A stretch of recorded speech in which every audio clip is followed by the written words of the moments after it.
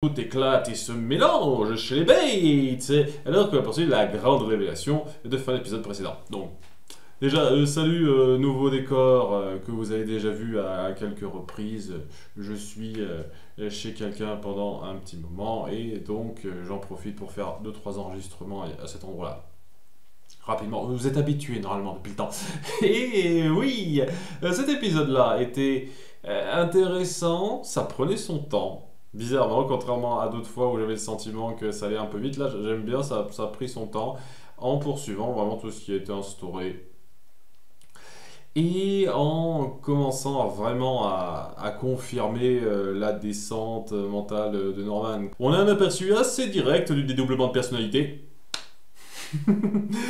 Enfin bon, c'est assez simple à résumer globalement puisqu'il se passe pas tellement de choses mais elles sont bien étirées. Donc première chose à dire très rapidement dans le secondaire, on va suivre un tout petit peu Emma qui va être prise dans cette histoire de loin mais personne ne voudra la mettre au parfum. Et on va surtout se centrer sur son début de romance avec le gars qui fait de la drogue et qui coupe de l'herbe, quoi.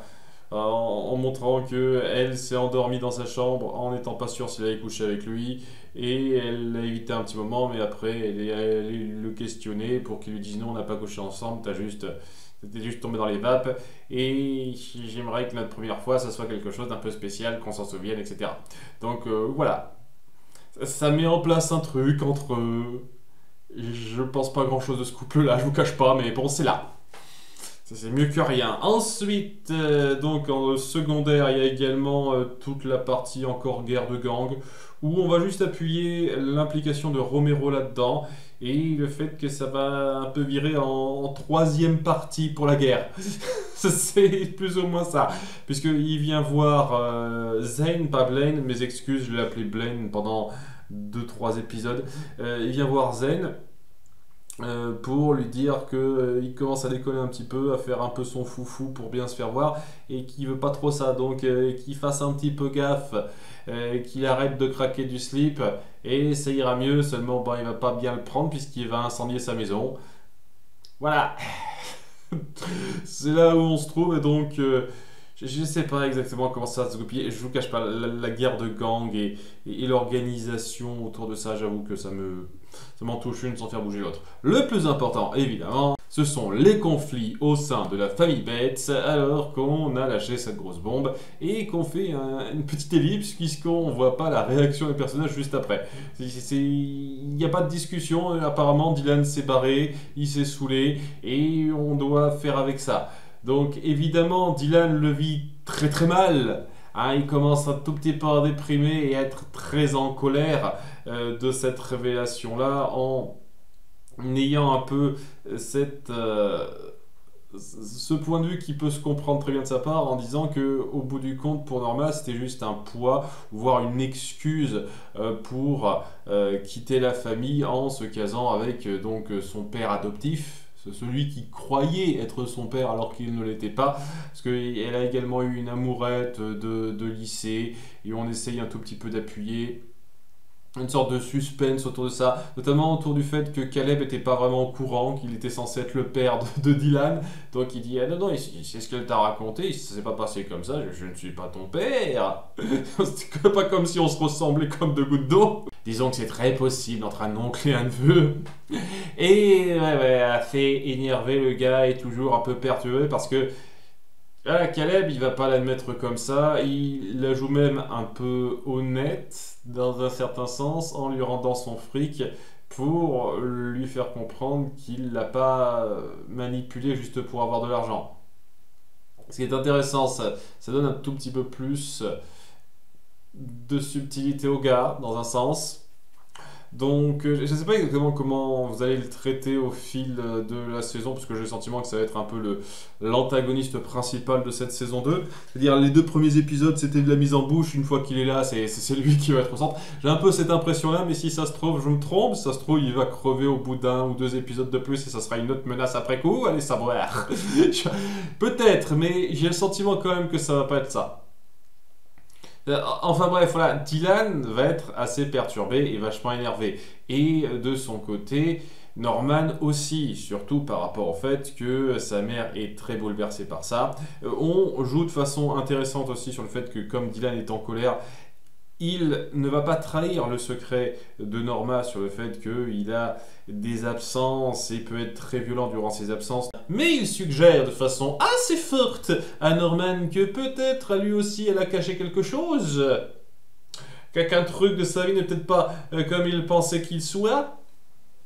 De façon à ce qu'il ait quelques petits doutes, mais ça va être un peu dissipé par la peine qu'il a pour sa mère et le fait que oui, c'est quelque chose qui l'a particulièrement impacté.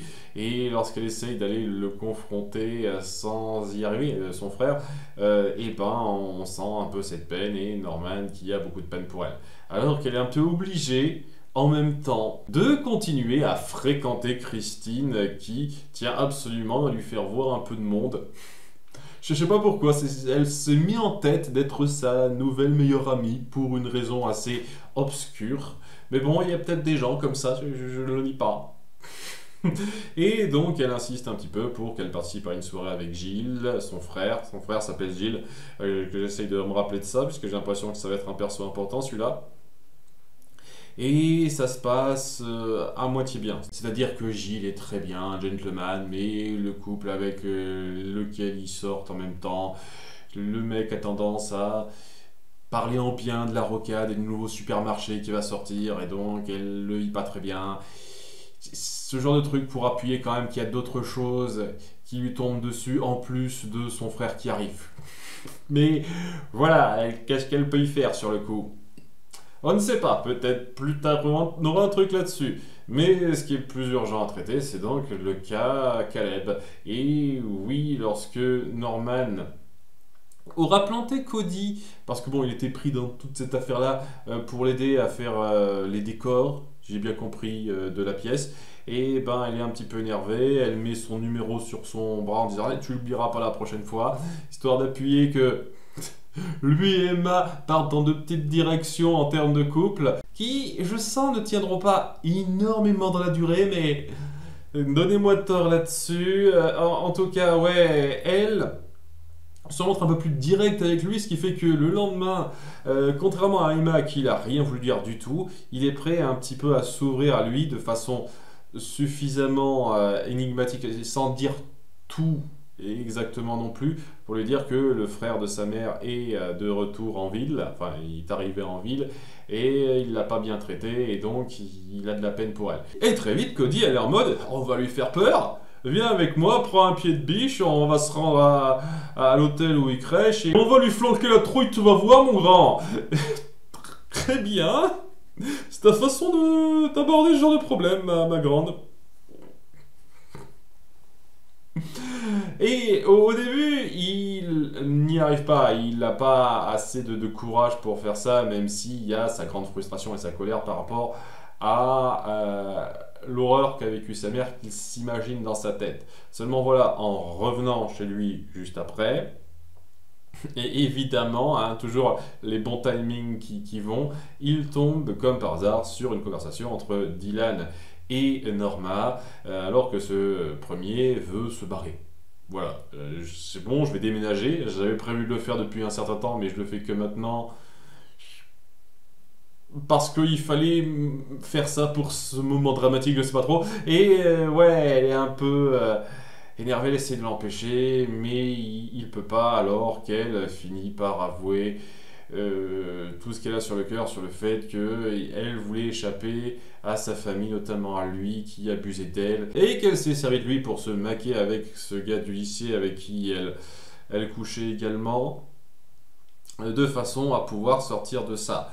Mais qu'il ne doit pas s'en vouloir pour ça, même si ce serait très difficile quand même de ne pas être irrité à sa place. C'est très compréhensible. Donc il se barre, et alors qu'elle affiche toute cette émotion, il y a cette espèce de ressenti très mal qu'a Norman qui s'accentue et qui fait qu'il se décide à aller par lui-même, tout seul, à l'appart, enfin au petit motel où il y a son oncle pour parler avec lui. Et le truc avec ça, c'est que c'est bien beau d'y aller avec toute la franchise qui soit, c'est pas le même gabarit, hein. Je veux dire, le mec, c'est quand même quelqu'un de bien baraqué. Et donc, lorsqu'il vient le voir, qui dit qu'il s'appelle Norman Bates et que même le capte pas, ce qui est très bizarre. Je veux dire, il s'appelle Norman Bates, c'est juste un N de plus par rapport à Norma Bates ça te fait pas un clic, tu te dis pas, ah, tu serais pas également le fils de Norma, non.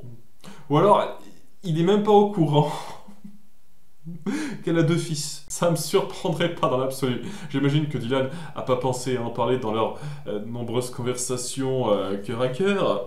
Mais ouais. Et alors qu'il vient lui parler et qu'il se montre un peu ferme physiquement avec lui, il y a cette espèce de trauma qui se mélange dans sa tête et il se prend direct pour sa mère. Histoire d'appuyer que cette espèce de double personnalité se crée à travers les traumas et son identification à elle avec quelque chose d'aussi fort que ça. Et donc, il l'accuse d'avoir abusé d'elle en parlant à la première personne, ce qui fait que c'est très perturbant pour le gars qui comprend pas très bien où il va en venir et qui s'en sort plutôt bien parce que même s'il l'attaque avec un couteau, il le maîtrise assez facilement. À nouveau, hein, pas le même gabarit, c'est clairement pas le même coffre quoi. Et ouais. Il va pas plus loin, il lui donne juste un coup dans les côtes, hein, ce qui fait mal, mais après il se barre en le laissant comme ça. Très bizarre. Je trouve que c'est très bizarre de pas aller plus loin que ça de sa part quand on voit un type se comporter comme ça et attenter à sa vie. Mais bon, chacun sa réaction, j'ai envie de dire. Et ça se termine pas tout de suite là-dessus, c'est ça qui est étrange parce que limite ça aurait pu être une sorte de cliffhanger, mais le cliffhanger c'est qu'il est toujours en mode esprit ailleurs, regard dans le vide, et étant donné qu'il a aucune pièce d'identité sur lui, on a appelé Cody, parce qu'il n'y a que son numéro qu'il a sur lui, histoire de faire un petit peu le lien, de façon à ce qu'elle revienne le chercher, en montrant qu'il a toujours ce côté très ailleurs. Est-ce qu'il va en sortir? Très certainement, puisqu'il reste 2 saisons et demie, mais voilà, l'inquiétude commence à s'installer pour le personnage qui commence un peu à sombrer. À nouveau, je trouve que ça a plus de force si vraiment le grand élément déclencheur de fin, ce soit la mort de sa mère, lui qui l'empaille. Mais faut voir comment ce sera traité une fois de plus. Psychologiquement parlant, c'était assez intense cette partie-là, je reconnais. Bon épisode, une fois de plus. J'apprécie toujours autant cette série. J'espère qu'elle va continuer comme ça. A bientôt pour l'épisode 5. Bye!